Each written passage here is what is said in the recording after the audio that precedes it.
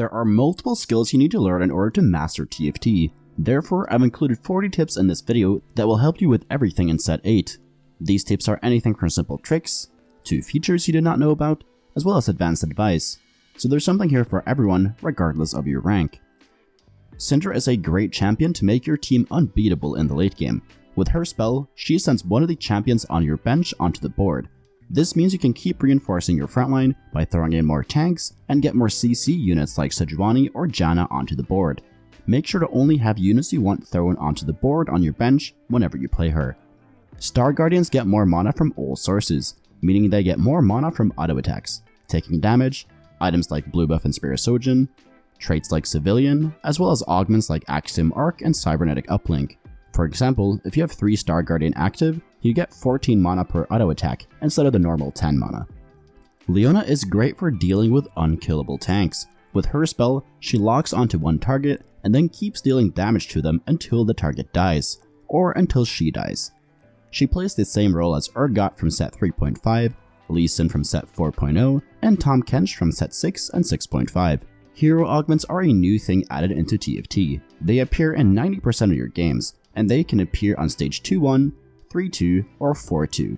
You never get more than one hero augment, and you have the option of getting different augments for different costing units. For example, you can only get 1 cost hero augments on stage 2-1. Similarly, you can only get 5 cost hero augments on stage 4-2. Some hero augments open up new comps. For example, if you get a hero augment for a 1 cost carry like Ashe, then consider re-rolling that carry to 3-star, as the hero augment makes the champion a lot stronger than usual. Additionally, if you get a support augment for a champion, you might want to fit it into your late game team, even though it won't usually go into that comp. Camille's spell deals damage and disarms the enemies it hits. This means she can have multiple roles in a team. She can be a CC champion to lock down enemy carries, or you can put the damage items onto her to make her your carry. Lee Sin dashes to the closest ally and gives them a shield. This means you always want to have Lee Sin close to your important units, whether that is your main carry, or a unit with an impactful spell like Sejuani or Leona. This means that Lee Sin will shield them and keep them alive longer, resulting in more casts. Spells can no longer crit on their own in TFT, and they also cannot be dodged anymore under any circumstance. If you want your spells to crit, you need either Jewel Gauntlet or Infinity Edge. These items are basically the same one, only that JG gives you 15 AP and IE gives you 15% AD, so it's fine to use IE on an AP caster like Taliyah, even though she ideally wants JG. Similarly, it's fine to use JG on Samira, even though she prefers IE.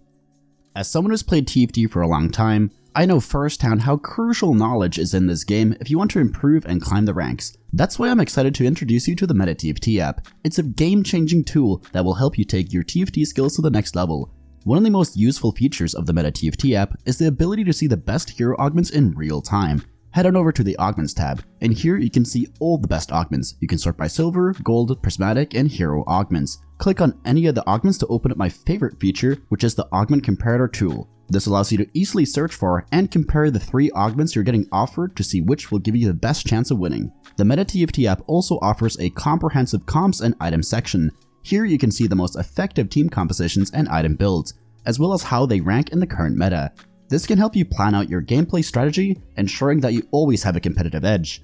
Another great feature that is available on the website is the VOD library. This library contains a collection of high-level gameplay footage, allowing you to see how the best players in the world approach TFT. Search for specific champions or augments, so if you want to see how to top 4 with Zed, you can choose which of these games you want to watch, and then the link sends you to the Twitch VOD where that game is being played. You can watch and learn from these VODs, picking up valuable tips and tricks along the way. So if you want to improve your TFT skills, make sure to download the MetaTFT app today by clicking on the first link in the description or the pinned comment. And if you want to check out the VOD library, click the second link in the description or the pinned comment to be taken there as well. Anima Squad champions give extra HP to the enemy team whenever they get a kill.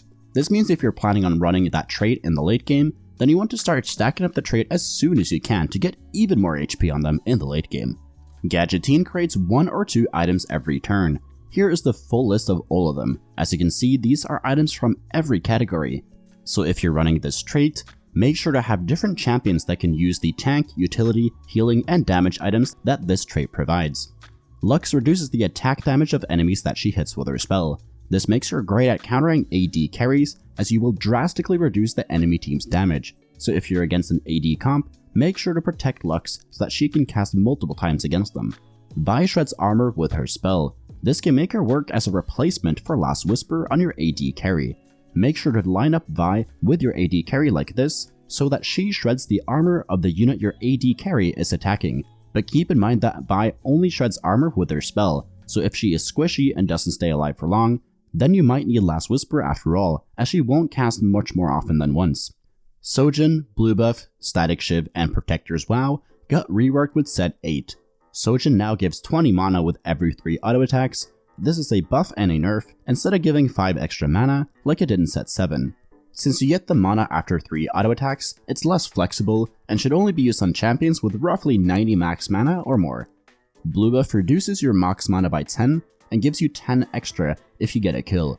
This makes it pretty much the same item as before, but you only want this on units with 40 max mana or less.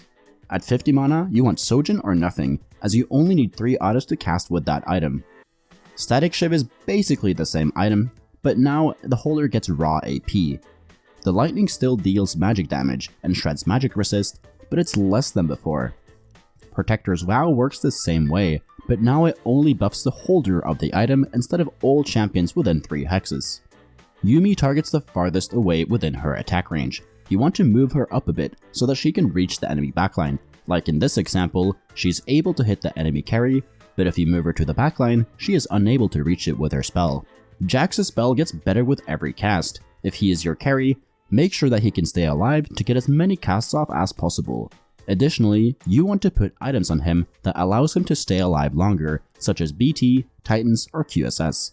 And you can also use damage items like Jewel Gauntlet or Giant Slayer to multiply the increasing base damage that the spell gives. Underground is a powerful trait that can give you massive bonuses. You get closer to each heist by either winning or losing rounds, although losing gives you more stacks. Here is the full loot table. If you continue after heist 1, then you get offered heist 2 next time, and so on. I will do a video on how to play this trait, so subscribe to see that as soon as it comes out. Every champion has 2 hero augments, meaning there are 118 in total.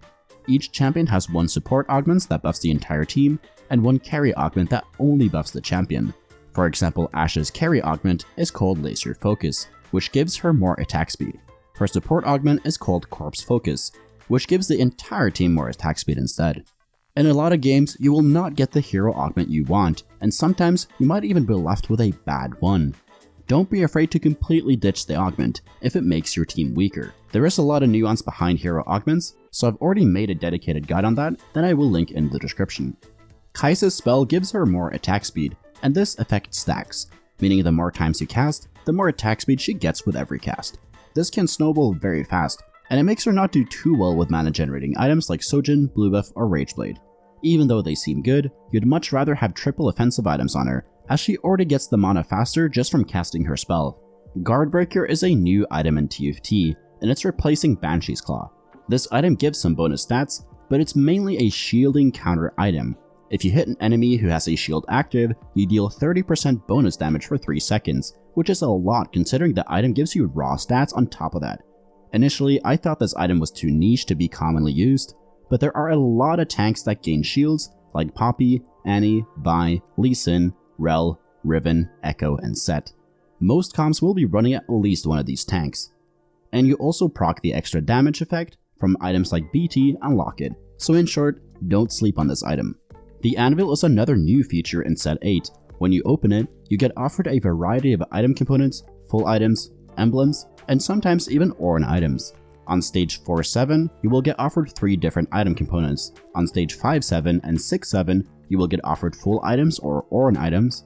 In Double Up, you can buy an emblem Anvil to your partner to go for those high-end chase traits. Vel'Koz stuns the enemy champion that has dealt the most damage in the current ongoing round. This makes him a great utility unit to shut down teams that have all their damage into one carry. It also makes him a great counter to really powerful 3-star 3 cost and 3-star 4 cost boards, as Vel'Koz might stun them enough times for you to win the fight. MF's ult deals a ton of AoE damage in the direction of her current target. This doesn't bypass champions like it did in set 3, instead it gets stopped. So in this example, the MF will ult Blitzcrank, and Samira will be safe and take no damage until the Blitzcrank dies. Sejuani's spell has a 3 hex radius, and all champions within that radius get stunned. This spell is incredibly high impact, so make sure that the enemy carries get hit by this. To make this a reality, position Sejuani almost on the farthest right and left hex of the front row. Here both of the Samiras will get hit by the spell, as they are within 3 hexes of the Blitzcranks. So do not put her in the middle, as here she will not get hit by any of the Samiras, as they are farther away than 3 hexes from the Blitzcranks. Threats are great to add into any team that doesn't have any great units to add in terms of synergies. Threat units are stronger than other units of their same costs, as they don't have any synergies. Therefore, they provide great value as the raw stats in the units are very high. The A.D.M.I.N trait changes every game, and you get to choose the bonuses yourself. It's nice to play the 2 A.D.M.I.Ns just to see which trait bonuses you're being offered. This way, you can get an idea if you're going to consider playing the A.D.M.I.N trait or not this game. Some units can solo stage 1-3. You do this to have a chance of making 10 gold super early on, which will heavily snowball your economy. Here is the list of units that are able to do it, with or without certain item components, and where on the board they need to be placed. Taliyah ults in the direction where it will hit the most enemies. You can kinda think of this as targeting the farthest away, as the farthest away unit from Taliyah will have a decent amount of units within the path between them and her. In this example, both Taliyahs will target the enemy clump, as they will hit the most units in a line when ulting in that direction. The Taliyah on the left will hit all enemies besides the farthest right Renekton, while the Taliyah on the right side will still hit the backliners, but she will not hit the middle and left Renekton. Therefore, you generally get a better angle if you position Taliyah as if she targets the farthest away. ASOL has Morello built into his spell. This makes him a great unit to play if you need anti-heal in the current lobby. Since he is a threat, he can be easily fit into any comp that has an extra slot. Jax is both an AD and an AP carry. Since his spell deals AP, but his auto attacks deal a ton of AD, the damage is split somewhat closer to 50-50. Therefore, don't put AD or AP items on him. Instead, do general stat boosts like QSS, Titans, healing, and attack speed. The unit you select as the mech absorbs 100% of the base HP the other mech champions have. Therefore, make sure to 2-star the units getting sacrificed, and do not put items like Warmogs or Bramble on them, as the mech will not get any tankier from it. The sacrificed units get treated as if they die right away when the fight starts. This means you can make CC rods spawn right away to not feel like you're down multiple units from the start of the fight. When running Renegade, the last Renegade champion alive gets bonus damage. This wants to be our main carry, so if we're running 3 Renegade Viego carry, and the other 2 champions are for example Sylas and Talon, then we want to make Sylas and Talon die right away so that Viego gets the damage boost as soon as possible. Brawlers no longer gives flat HP, instead it gives extra HP based on the total HP of the Brawler. This makes it weaker if you only have 1-stars, but if you have your Brawlers 2-star or 3-stars with belt items, they get way more HP from the trait and are way stronger. With Hacker, you can send non-hacker champions into the backline. This is great for sneaking in melee carries or heavy CC units into the backline. My favorite is sending Leona into the enemy backline and have her target the enemy carry with her spell. Aphelios has 3 different weapons. The middle weapon stuns the enemy champions within the circle. This is great if you have no items on him. The left weapon is AoE damage with backline axes, and the right weapon is single target damage front to back. Pick the damage spells if you have 2 or more items on Aphelios. The AoE is great if you don't have backline axes in your comp, and single target front to back damage is great for dealing with strong tanks, like for example Jax or 3-star tanks. Mordekaiser shreds MR with his spell. This makes him great to put into any AP comp if you don't have Spark or Static Shiv already. If you position him correctly, he can shred the magic resistance of the entire enemy team. Urgot is great if you get him early on. Since his spell gives you loot, he is a weaker champion in terms of raw combat power when compared to other legendaries. But if you hit him early, people haven't fully transitioned into their late game boards yet, and you can often afford to run him as an econ unit for some turns. If you get a bit lucky, it can snowball you into a much stronger fast 8 or allow you to fast 9. Janna's traits change every game, and the bonuses she gives changes with it. Windy weather is great in stall comps as your team gets stronger over time.